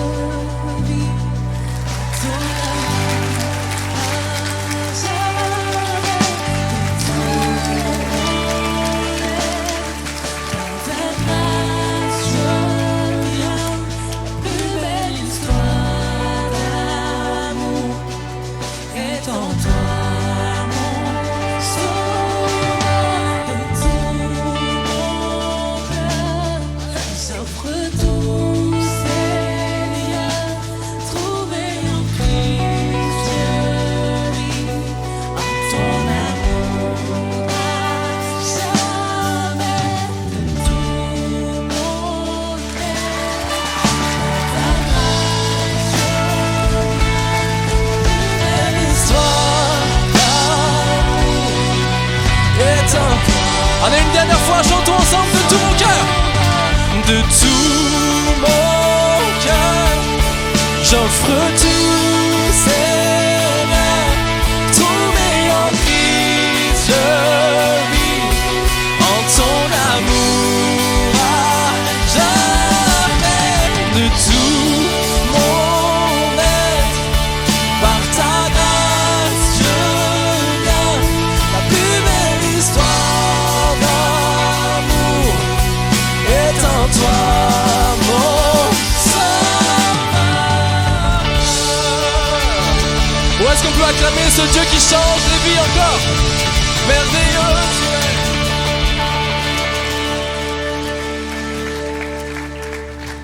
Ouh, ça pleure dans les chaumières, hein. C'est tellement beau, c'est tellement fort ce que nous voyons, nous avons pu vivre là en ces instants. Quel témoignage de vie, quel parcours. J'aimerais juste simplement, vraiment très courtement, vous apporter un message de foi, d'espérance et d'amour. Et ensuite, les baptisés vont revenir, on va prier avec eux et avec tous leurs témoins. Qui connaît ce proverbe, tant qu'il y a de la vie, il y a de l'espoir? Vous connaissez tous ce proverbe et beaucoup s'accordent à dire qu'en fait c'est un proverbe qui est littéralement très très très inspiré de la Bible. Il y a dans le livre de l'Ecclésiaste un proverbe qui dit « Pour tous ceux qui vivent, il y a de l'espérance ». Pour toi, ce matin, il y a de l'espérance. Donne un petit coup de coude à ton voisin et dis-lui « Il y a de l'espérance pour toi ». Et dis-le avec conviction, hein. Oh, tu peux même lui dire au vu de tout ce que tu as vu et entendu ce matin, il y a de l'espérance pour toi. Parce que ce que le Seigneur Jésus a fait pour eux, il peut le faire pour toi. Amen, combien le croient? Et l'espérance, c'est quelque chose de tellement important. La Bible nous dit, et ça s'affiche normalement, il devrait y avoir le verset dans le livre des Corinthiens, premier livre des Corinthiens, chapitre 13, il nous est dit, en somme, 3 choses demeurent, la foi, l'espérance et l'amour, et la plus grande d'entre elles, c'est, dites-le avec moi, l'amour. Est-ce que vous sentez l'amour ce matin qu'il y a ici? Il y a c'est vrai un amour qui est là entre nous humains, mais il y a un amour qui est là et qui est divin, et c'est juste énorme. Et pourquoi c'est tellement... pour tous ceux qui vivent, il y a de l'espérance, mais pourquoi alors tellement de gens vivent dans la désespérance, dans le désespoir? Vous vous souvenez du témoignage d'Élisa qui disait « J'étais désespéré ». Les situations difficiles qu'ils ont pu vivre à ce moment-là, vous seriez venus les voir. Et comment tu vas? Je suis désespéré. Il m'est arrivé ça dans ma vie. J'ai été trahi. J'ai vécu tel échec. Ma souffrance est telle que je ne vois plus d'espoir. Mais j'aimerais te dire que Jésus est le chemin, la vérité et la vie. Jésus est la lumière.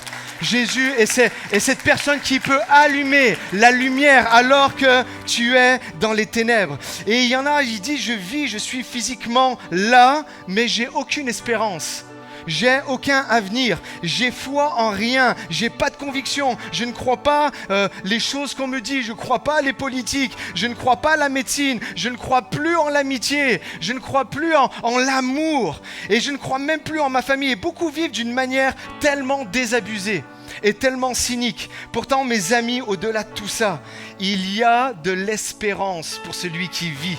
Est-ce qu'il y a des vivants dans ce lieu ? Il y a de l'espérance pour toi. J'ai envie de te dire aujourd'hui qu'il y a un Dieu qui t'aime.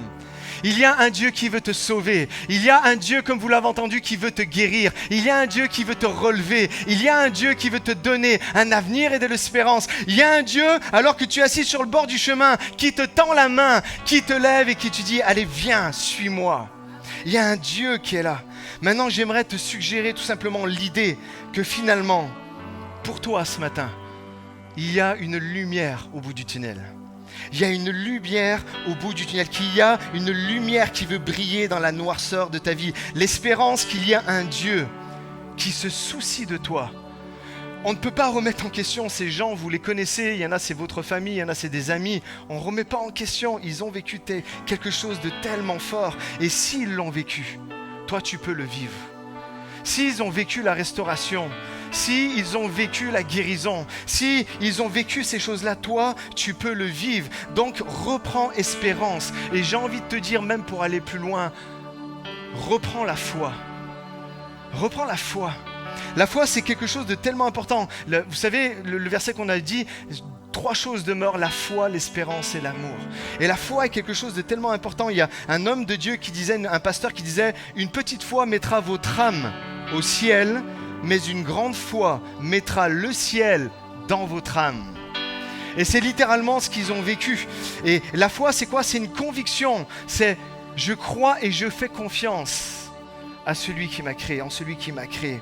La foi en Jésus, littéralement, c'est la capacité de vous sauver. Et la question c'est, et c'est vraiment une question cruciale, écoutez-moi bien, en qui tu places ta foi ce matin?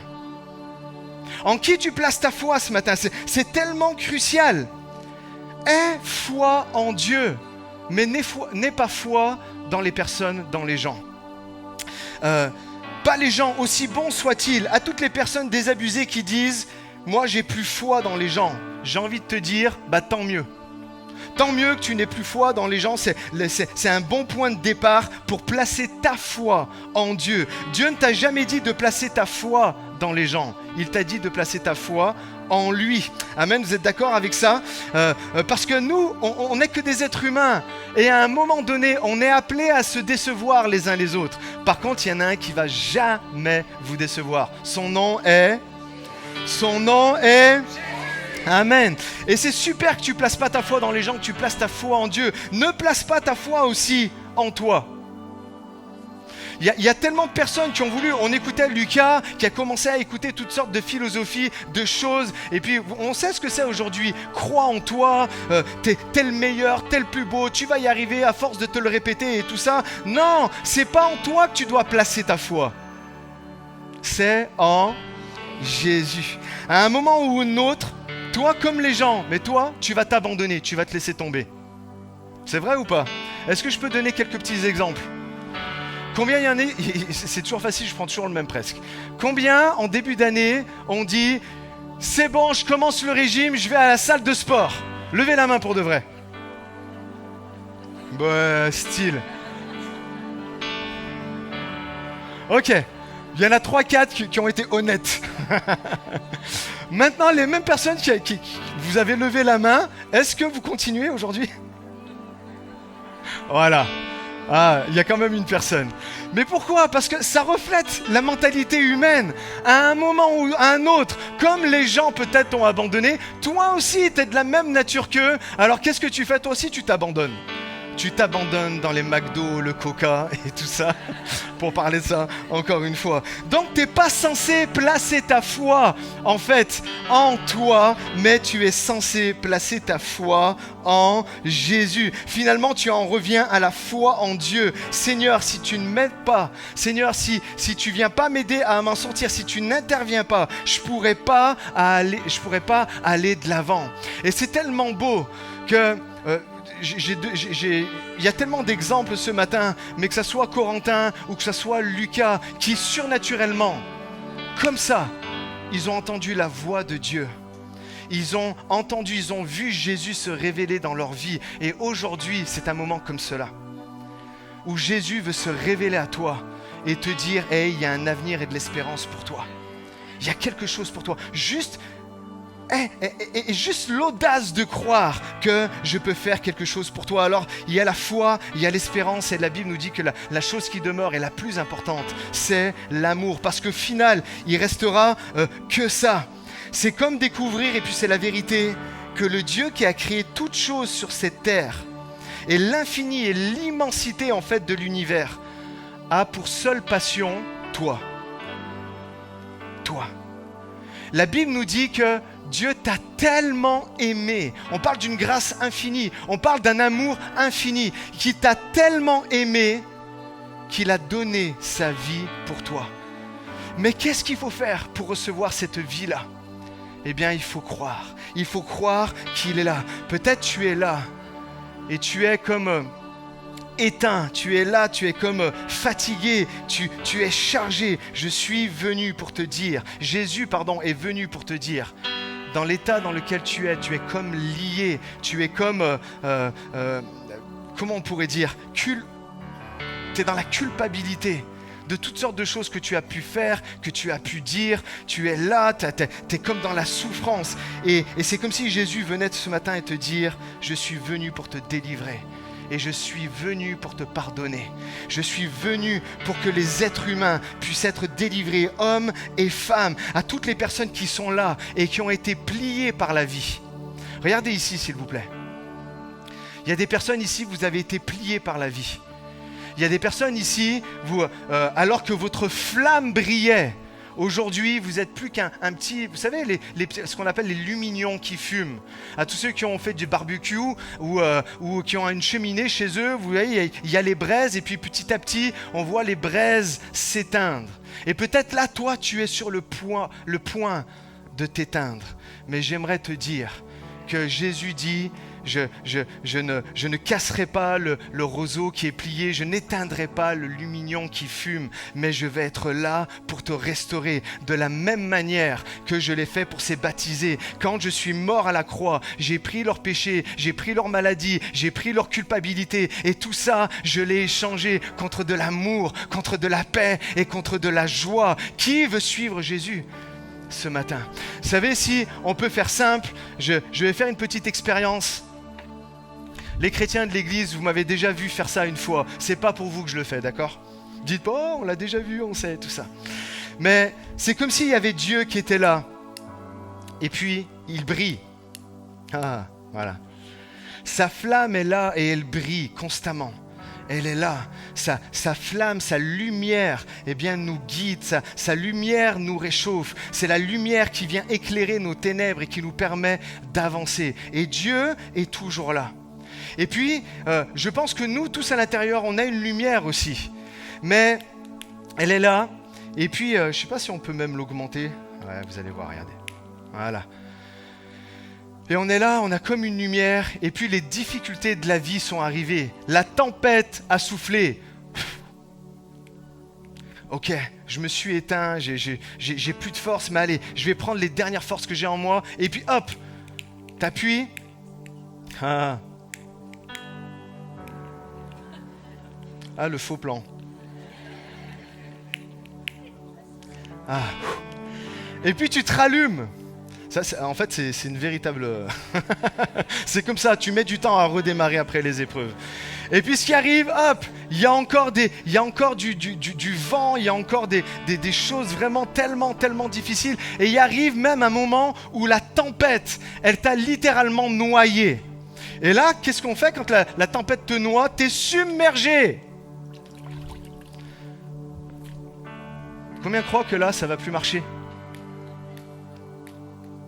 Et j'ai beau essayer, il n'y aura plus de femme qui vient. Ce que j'aimerais te dire ce matin, et vraiment à toutes les personnes, que vous soyez chrétiens, que vous soyez non chrétiens, que ça fait longtemps que vous suivez Jésus, ou que ça fait très peu de temps, où vous commencez à peine ce matin à vous ouvrir à ce que c'est la foi, il y a toujours Jésus qui est là, avec la lumière allumée. La Bible dit qu'il est là, il se définit lui-même comme la lumière du monde. Ce que j'aimerais, à vous tous qui avez plié, à vous tous qui est comme un lumignon qui fume, qui avait été noyé, submergé, c'est de vous approcher de Jésus et il éclairera à nouveau votre foi, votre vie.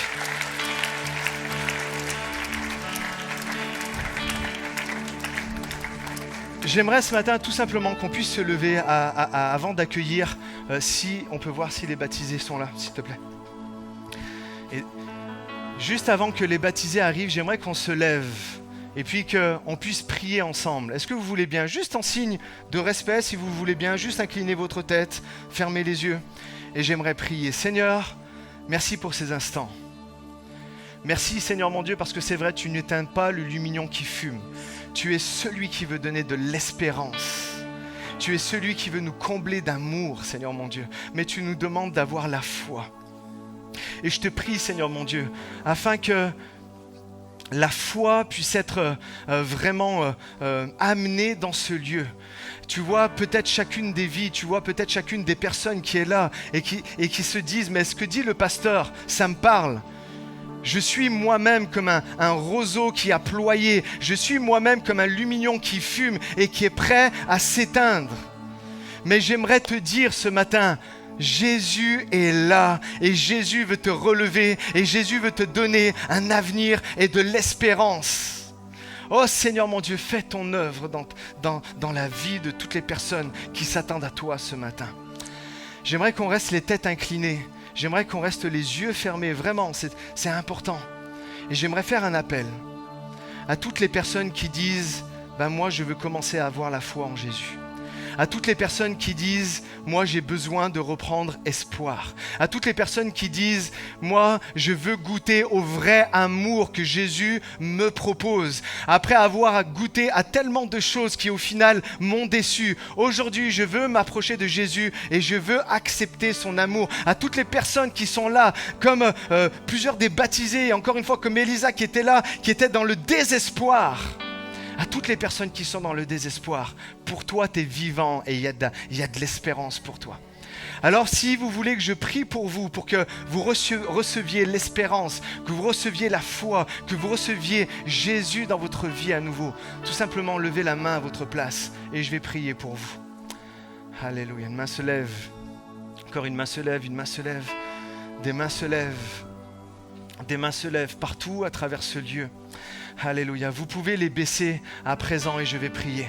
Seigneur, que chaque personne qui a levé la main, moi je ne vois qu'une foule, mais toi tu connais chaque personne. Comme tu as connu Lucas, comme tu as connu Elisa ou Amandine ou Ambre, tu connais chaque personne. Tu sais où elles en sont, Seigneur mon Dieu, dans leur parcours de vie. Et je prie, Seigneur mon Dieu, afin qu'elles s'approchent de toi, alors qu'elles sont à bout de souffle, Seigneur mon Dieu, qu'elles viennent puiser leur force en toi par la foi et qu'elles reçoivent une nouvelle espérance, qu'elles reçoivent ton amour, Seigneur Seigneur Jésus, que tu as manifesté à la croix du Calvaire. Et que, comme nous l'avons entendu tout à l'heure, que pour toutes ces personnes qui ont levé la main, une page nouvelle s'écrit dès aujourd'hui. C'est dans ton nom que nous avons prié, Jésus. Et ensemble, nous disons Amen. Et nous donnons la gloire au Seigneur. Alléluia. Amen. J'aimerais à présent inviter, vous pouvez reprendre place. J'aimerais à présent inviter les baptisés à venir. Venez peut-être sur le devant, prenez toute la place.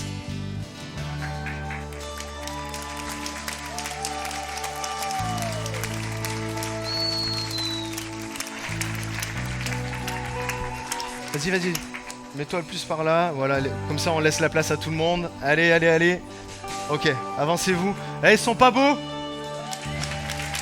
Ils sont pas beaux.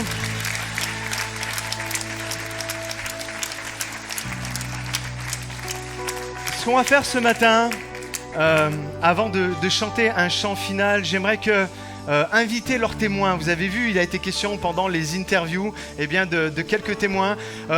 Vous vous dites, mais c'est quoi ces témoins et tout ça ? En fait, c'est juste des personnes que eux-mêmes ont choisies, des personnes qui sont plus expérimentées dans la foi et qui vont être là, vraiment. Et là, je m'adresse aux témoins, qui vont être là vraiment pour les soutenir, pour prier pour eux, pour les encourager, pour prendre de leurs nouvelles. Et aujourd'hui, je vais vous inviter les témoins à venir et on va prier tous ensemble si vous le voulez bien. Avancez peut-être et vos témoins se mettent derrière.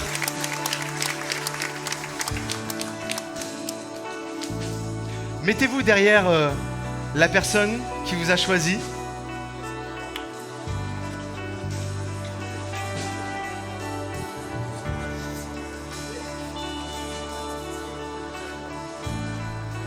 Ouais, super.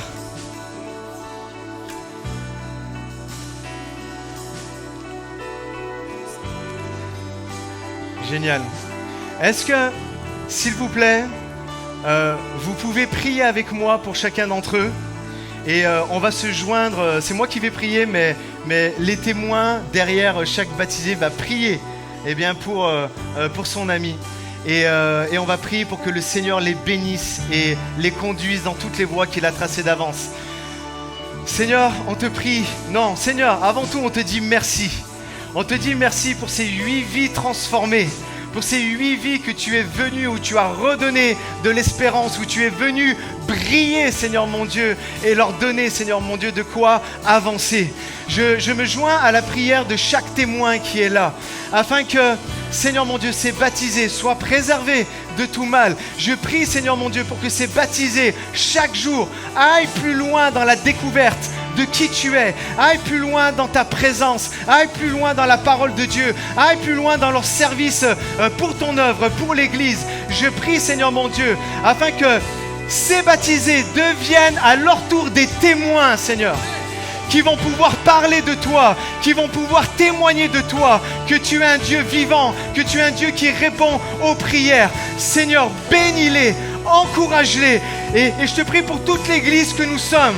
Avec les témoins, nous voulons les porter, nous voulons les bénir, nous voulons les aider à trouver leur voie dans cette église, mais avant tout dans cette vie, parce que tu as pour eux en réserve tellement de bénédictions et de choses. Nous voulons les voir et nous voulons les accompagner. À toi soit toute la gloire, Jésus. Nous te disons merci. Amen. Tous ensemble, on dit Amen. Et on donne gloire à Dieu. Soyez bénis, les amis.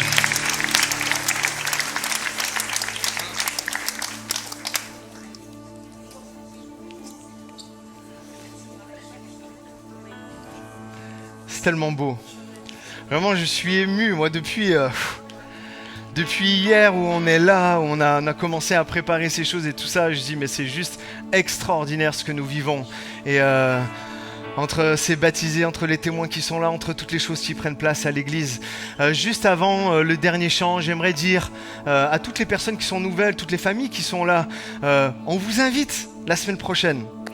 La semaine prochaine, nous avons une célébration qui aura lieu ici, dimanche prochain aussi à 10h. Toutes les personnes, les amis qui sont là, on vous invite aussi à vraiment à nous rejoindre. Nous croyons vraiment, nous croyons fermement que tout ce que Dieu a pu faire dans leur vie, tout ce que Dieu a pu faire pour les 200 personnes qui sont là, qui sont chrétiennes. Ce matin, je pense qu'on est un peu plus de 300. Et je ne sais pas, j'arrive pas à estimer combien de personnes sont véritablement chrétiennes ou pas, ou ont la foi. Mais moi, ce que je crois, c'est que chaque personne, comme les baptisés, ce qu'ils ont vécu, vous pouvez le vivre aussi. Vous pouvez le vivre aussi. Pour vous aussi, il y a de l'espérance. Alors, on vous invite, on se tient à votre disposition. À la fin, il va y avoir vraiment un temps dans l'aire d'accueil. On va pouvoir manger, on va pouvoir boire un petit coup ensemble. Et si vous avez des questions, vous pouvez me trouver. Vous pouvez trouver Pasteur Jérémy, vous pouvez trouver Dany, Dédé. On est là si vous voulez parler de la foi et échanger avec vous. Ok ? Soyez bénis les amis. Et puis pour ma part, je vous dis rendez-vous à tout à l'heure ou à dimanche prochain. Ok tout le monde. On vous met au travail pour une toute dernière fois ce matin dans ce jour de joie. Est-ce qu'on peut se lever, tous ceux qui peuvent le faire? Et puis ce chant, les baptisés peuvent le chanter. Voilà mon témoignage, je suis sauvé, sa grâce a changé ma vie, je chanterai. Mais on vous invite à le chanter avec nous et avec eux ce matin. On veut vous entendre, on y va ensemble.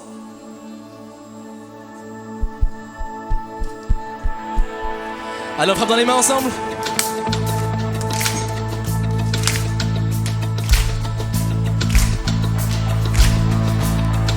J'ai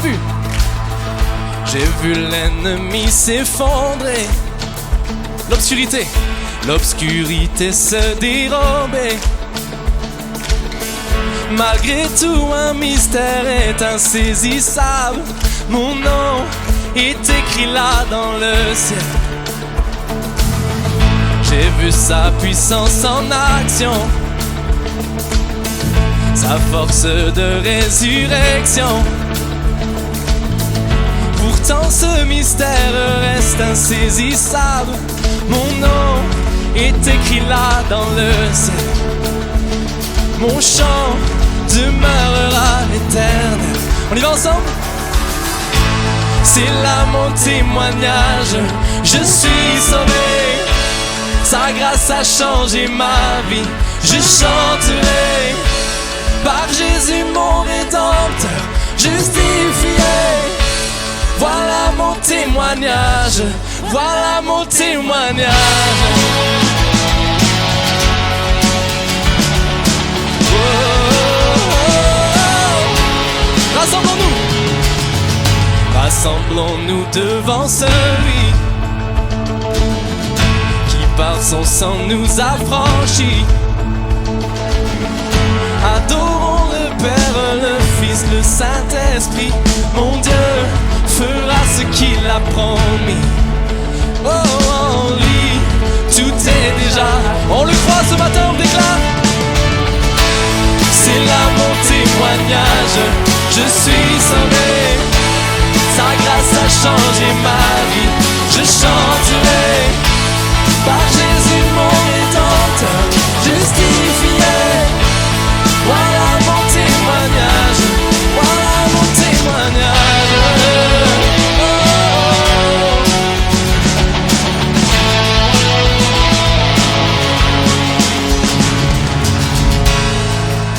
On le chante ensemble.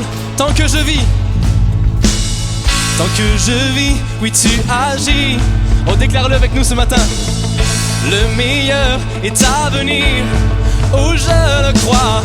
Tant que je vis, oui tu agis. Hey. Le meilleur reste à venir, oh je le crois. Tant que je vis, oui tu agis. Oh. Le meilleur reste à venir, oh je crois. Tant que je vis, oui tu agis. Le meilleur est à venir, oh je crois.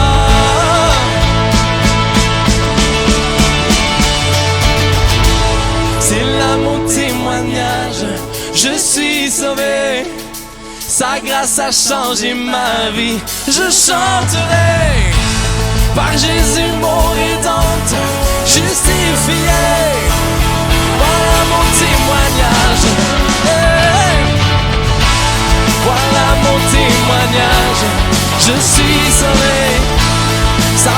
a changé ma vie.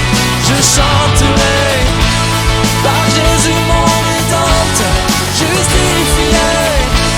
Voilà mon témoignage, voilà mon témoignage.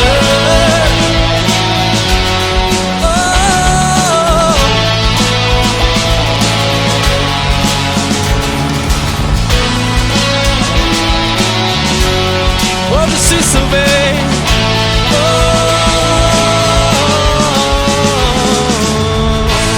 Est-ce qu'on peut l'acclamer ensemble une toute dernière fois ce matin? Gloire à toi, Seigneur. Oh.